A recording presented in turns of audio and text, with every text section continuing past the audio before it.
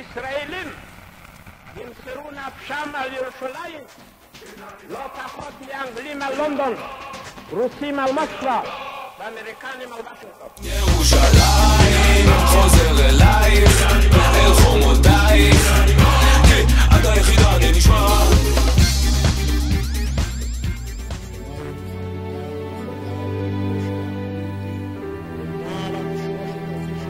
השמיעו גדולי נביאינו את חזון השלום הכולל. ירושלים היא מכורה של החזון הנבואי. ירושלים בלב ליבה של העם